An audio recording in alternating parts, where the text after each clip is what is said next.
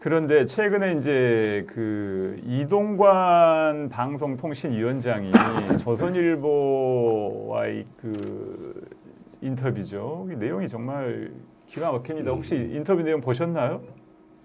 예, 봤습니다. 하도 논란이 돼서 좀. 보면은 참 이런 얘기들을 했습니다. 지금 방송통신위원회가 2인 체제로 운영이 되고 있잖아요. 민주당 추천위원은 결국 임명을 안 해서 지금 이동관 위원장하고 그 국민의힘 이상인 추천위원하고 두 사람이 예. 원래 5명이서 운영이 돼야 되는데 맞습니다. 2인 위원회로 운영이 되고 있습니다. 근데 이런 파행 운영에 대해서 어떻게 생각하냐 이렇게 얘기를 했더니 이동관 위원장이 이렇게 얘기했습니다. 2인 위원회가 의결할 수 없다는 규정이 없다. 예, 이렇게 얘기를 하고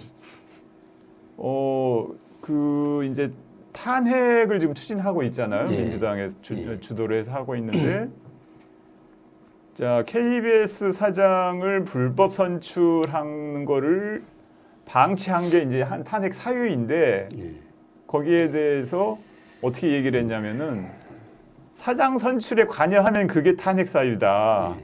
이게 왜 불법 선출 방치가 왜 사유가 될 수 있냐 이렇게 얘기를 했다고 해요. 예. 이게 맞는 얘기인가요? 예. 이제 2인 위원회가 의결할 수 없는 규정은 없다. 이렇게 이게 이제 방송통신위원회는 뭐 아시다시피 이제 합의제 기구잖아요. 5인 그렇죠. 합의제 기구. 그리고 이제 아닙니다. 현재 여야 구도가 뭐 관행상 3대 2로 이렇게 돼 있어요. 근데 이게 합의제 기구 취지를 이제 정면으로 이제 어긋나는 발언이죠. 그 방통위원장이라면 그 취지가 어긋나지 않게 이걸 잘 살릴 수 있도록 해야 될 의무가 있는 거 아니겠습니까? 방통위원장으로서 매우 부적절한 발언이라고 생각을 하고요. KBS 이사회가 물론 이제 그 사장을 이사회에서 선임하는데 뭐 물밑에서 당연히 했겠죠. 예. 했는데 뭐 그런 부분에 대해서 이렇게 개입을 한다든지 하면은 그게 이제 드러나면은 처벌을 받아야 되죠. 그렇지만 KBS 이사회가 하여튼 파행을 겪었거든요. 그 여야 이사 11명의 이사가 그날 결선 투표를 3회까지 해서 뽑자 이렇게 합의를 한 거예요. 예, 그렇죠. 했는데 처음에 이제 결선 투표를 했는데 6표가 안 나오니까 과반이 안 나오니까 그리고 이제 그거를 그 여권 추천 이사 한 분이 이제 다른 의견을 가지고 있었죠. 다른 사람을 이제 민 거죠. 그래서 5표밖에 안 나오고 이게 이제 그날 이게 합의가 안 될 거라고 생각했는지 일방적으로 그냥 그날 회의를 중단시켜 버린 겁니다. 이렇게 이제 파행을 겪었고 또 한 이사가 이제 그 다음 날 사임을 해버렸어요. 아시다시피 사임을 하니까 이거를 하루인가 이틀 만에 또 새 사람을 집어넣었어요. 근데 통상 이 보궐이사를 선임을 할 때 여러 가지 그 절차가 있어서 검증도 해야 되고 시간이 걸리거든요. 근데 이런 식으로 하루 이틀 만에 이사를 집어넣어서 이렇게 이제 사장을 선임했잖아요. 이렇게 KBS 이사회가 파행을 겪었고 방통위가 이렇게 법을 제대로 안 지키고 뭔가 좀 파행을 겪었으면은 이거는 방통위원장이 책임을 져야 되죠. 사실은 이게 탄핵 사유입니다, 바로. 아니 이동관 위원장이 그 법에 2명 하면 안 된다고 돼 있어요. 이거 위원장으로서 할 소리가 아니죠. 그러면, 예. 그리고 합의제라는 건 뭐냐면 여야 그러니까 서로 다른 의견 있는 사람들끼리 서로 절충하고 합의해서 하라는 거지. 아니 그냥 혼자 자기들이 다 할 거 있으면 왜 합의기구로 만듭니까? 이건 지금 우리나라 대통령이 우리나라 최고 학부인 서울법대를 나가서 검찰총장까지 하신 분이잖아요. 이동관 씨가 한 얘기 있지 않습니까? 그 방송법이나 어디에 2명 하면 안 된다 이런 규정이 있냐고 한번 대통령한테 물어보고 싶어요. 역대 합의제라는 건 법이 제정한 법의 취지를 지키라는 얘기지.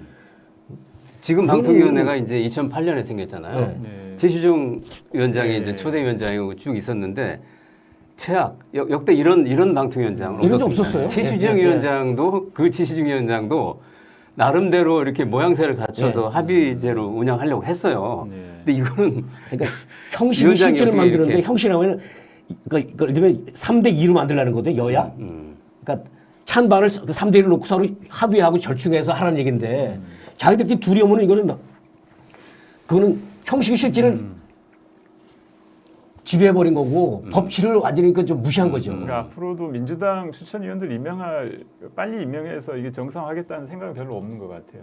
그죠? 예전에 그 최민희 임명 안 하고 있었잖아요. 네, 좋습니다. 지금 하여튼 이거 말고도 이제 되게 이제 과격한 발언들을 많이 했는데 이제 그게 뭐냐면 개헌을 해서라도 대통령의 그 국회 해산권에 준하는 방안을 검토해야 된다. 뭐 이런 얘기를 하는 거 하면은 자 KBS 이제 9시 뉴스 시청자들한테 이제 작별 시간 인사할 시간이라도 줘야 됐었던 거 아니냐 이렇게 물어보니까. 문재인 정권에서 깽가리치며 쫓아낸 사람들이 그런 말할 자격이 있냐?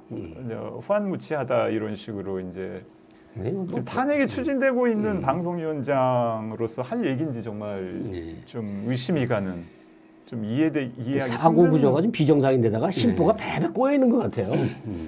지금 그런데다가 지금 KBS ETV 같은 경우는 광고를 없애야 한다는 주장이 일리가 있다. 자. 수신료 받는 방송이 막장 드라마나 예능으로 경쟁하면 되겠냐 이렇게 얘기를 했단 말이에요. 그러면은 KBS 광고를 없애겠다는 계획이 아닌가 싶기도 해요.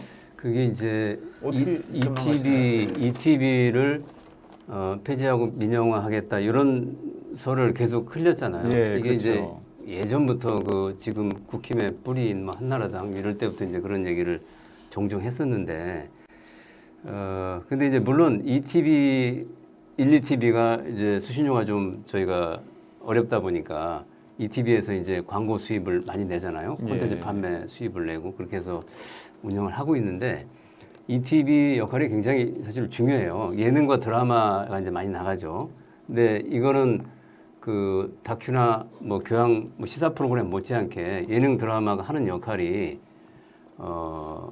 이제 어떤 우리 시청자 국민들의 삶에 어떤 에너지를 이렇게 주는 이런 역할을 합니다. 이게 이제 전문적으로 이제 정치적 공론장은 뉴스나 뭐 시사 프로그램에서 맡고 예능과 드라마는 좀 문화적 공론장 역할을 해야 된다. 이제 이렇게 예. 또 학자들은 얘기를 합니다.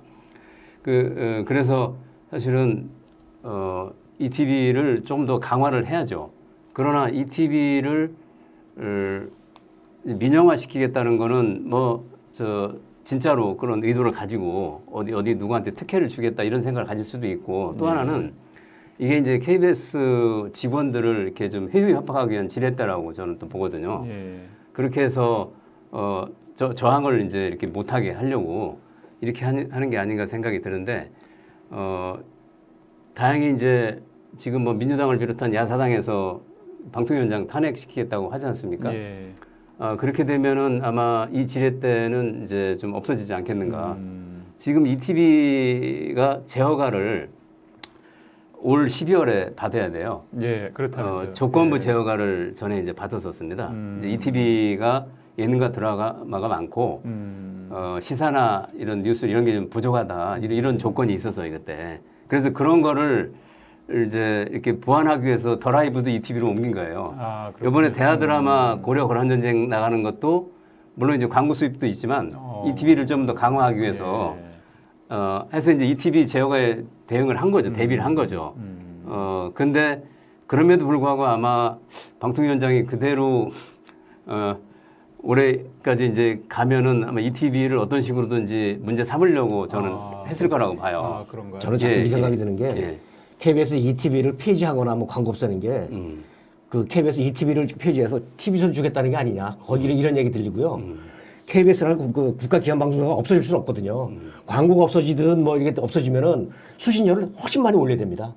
그 국민 부담이 훨씬 늘어나고요. 예. 또 하나는 한류 콘텐츠가 이만큼 세계에서 주목받게 된 거는 KBS나 MBC 같은 공영방송이 지금은 그렇진 않지만 예전에는 돈이 많이 벌면 그걸 콘텐츠 투자를 거의 다 했어요. 사주가 없기 때문에 누가 가져간 게 아니었거든요. 그러니까 이걸로 지금 고려 허령 같은 뭐 대학극이라든지 좋은 콘텐츠 투자를 많이 했기 때문에 이게 전반적으로 대중문화가 그 성장하는 데 큰 토양이 됐던 거거든요. 근데 이런 식으로 하면 장차 콘텐츠도 죽습니다.